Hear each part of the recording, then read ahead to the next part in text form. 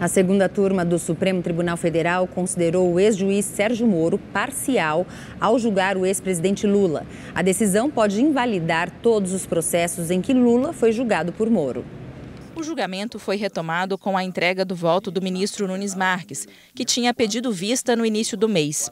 No processo, a defesa do ex-presidente Luiz Inácio Lula da Silva alegava que Moro não tinha a imparcialidade necessária para julgar o petista, porque teria interesse político na condenação. Quando Nunes Marques reiniciou o julgamento na tarde de hoje, o placar estava empatado em 2-2. O magistrado mais recente da corte desempatou a favor de Moro. Nunes Marques argumentou que a habeas corpus não era o meio jurídico adequado para fazer essa discussão e que as provas não são válidas porque teriam sido produzidas de forma criminosa. Ele fazia referência às mensagens trocadas entre os procuradores e Sérgio Moro. Nos diálogos, o então juiz dava orientação aos investigadores e eles combinavam como seria a acusação de Lula.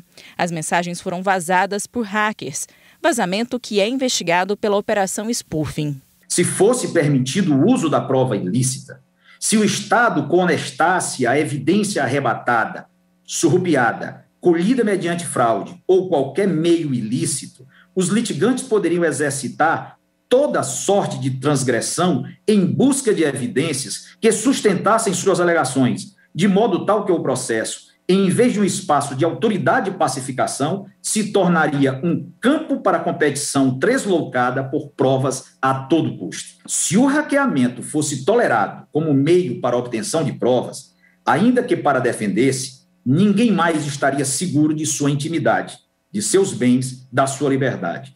Tudo seria permitido. O ministro Gilmar Mendes, que já tinha votado e foi defensor ferrenho da suspeição de Moro, rebateu o colega.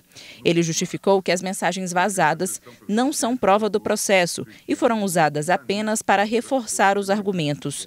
Mendes voltou a enumerar vários episódios que mostrariam a parcialidade do ex-juiz, como a condução coercitiva de Lula e o grampo a telefones de advogados. Combinação de ação entre o Ministério Público e o juiz encontra guarida em algum texto da Constituição?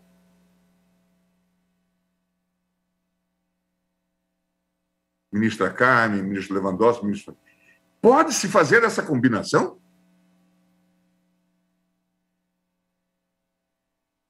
Essas ações podem ser concertadas e combinadas. Isto tem a ver com o nosso processo acusatório. Isto tem a ver com garantismo, nem aqui, nem no Piauí, ministro Cássio. Ou o hacker é um ficcionista, ou nós estamos diante, de fato, de um grande escândalo. E não importa o resultado deste julgamento, a desmoralização da justiça já ocorreu. Após a fala de Mendes, a ministra Carmen Lúcia, que já tinha votado contra a suspeição de Moro, mudou de posicionamento. Foi mudando o contorno, o cenário e a comprovação do que se tinha na minha compreensão e com as vênias da compreensão em contrário. Todo mundo tem o direito a um julgamento justo, a incluir o devido processo legal e a incluir a imparcialidade do juiz, do julgador. Com a virada e o placar de 3-2, venceu o entendimento pela suspeição de Moro. Com isso, todo o processo do triplex do Guarujá fica invalidado. No começo do mês, o relator do caso, ministro Edson Fachin, já tinha anulado todas as condenações de Lula na Justiça Federal do Paraná, por entender que o tribunal não seria a jurisdição adequada para o julgamento. Essa decisão já tornava o ex-presidente elegível, ou seja, apto a participar das eleições de 2022. Agora, pelo menos o processo envolvendo o triplex do Guarujá terá que voltar à estaca zero.